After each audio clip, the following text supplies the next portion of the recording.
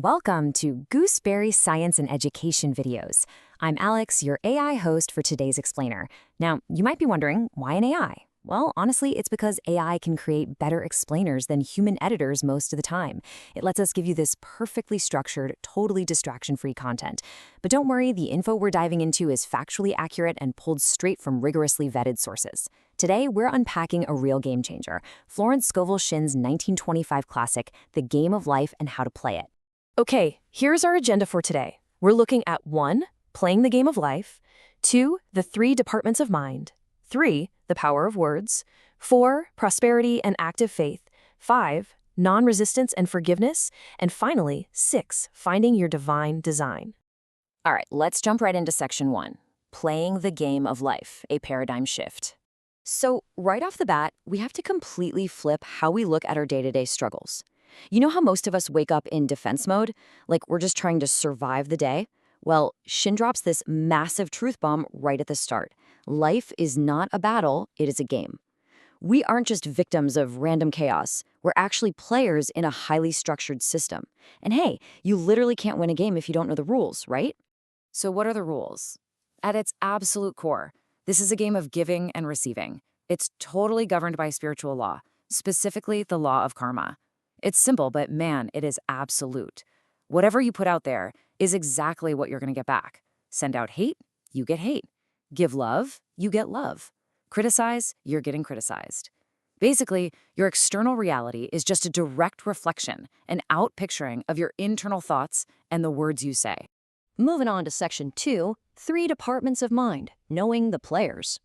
Okay, so who's actually playing this game? We need to map out our mental architecture. First up, the subconscious. Think of it as raw power without any direction. It's kind of like steam or electricity. It just does what it's told. Whatever you feel deeply or imagine clearly, the subconscious just takes those orders and runs with them, down to the smallest detail. And here's the kicker. It has absolutely no sense of humor. It takes everything you say literally. Then you've got the conscious mind. That's our human intellect. And finally, the superconscious mind, which is basically the realm of perfect ideas. Now, here's where the friction happens. There's this deep conflict going on inside us. The conscious mind sees life exactly as it appears in the physical world. It relies on your senses, so it looks around and sees limitation, poverty, sickness, disaster. But the superconscious mind, that holds your ultimate destiny, what Plato called the divine design. When your conscious mind is freaking out and focusing on fear, it feeds that bad data straight to the subconscious, which then goes and builds that exact terrible reality. To win the game, you absolutely have to align your conscious mind with the perfect pattern of the superconscious. Let's look at section 3, the power of words, your in-game tools. So how do we actually interface with these departments of mind? Well, Shinn calls the imagination the scissors of the mind. It is constantly snipping away, cutting out the pictures we see internally, which sooner or later show up in the real world. Get this, there's this wild story in the Rulebook about a woman who had this gorgeous home, but she got totally burnt out trying to manage it. She kept joking, "I'm so sick and tired of things, I wish I just lived in a trunk." Remember how I said the subconscious has no sense of humor? Yeah, it took her literally. Years later, she lost the house and was quite literally living out of a trunk. She spoke herself into poverty. Your words are literal physical forces.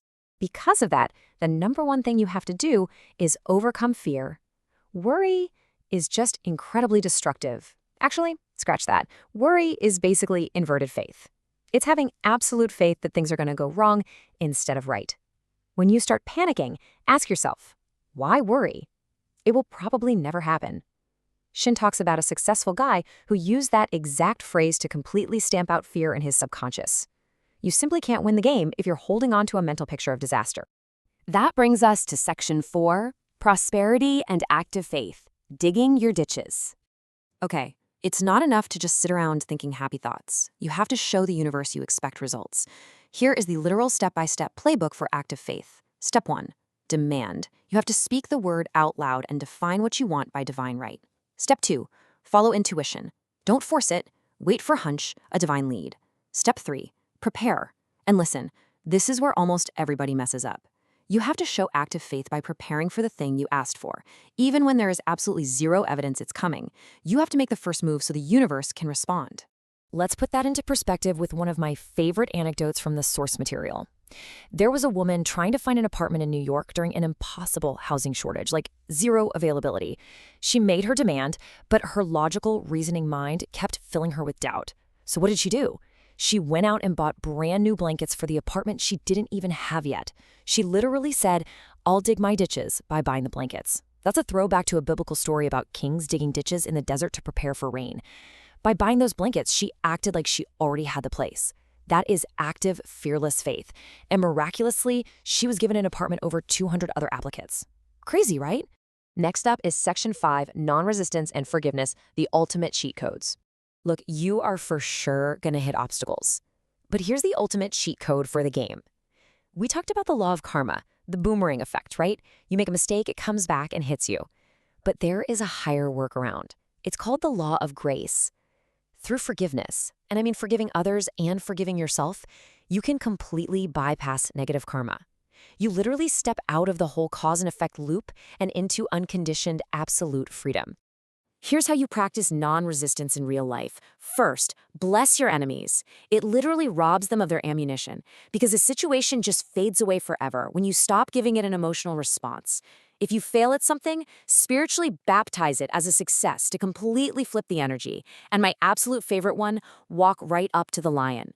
Fear only gets its fierceness from you. If you walk directly up to the thing you're terrified of, the lion disappears. If you run, it chases you.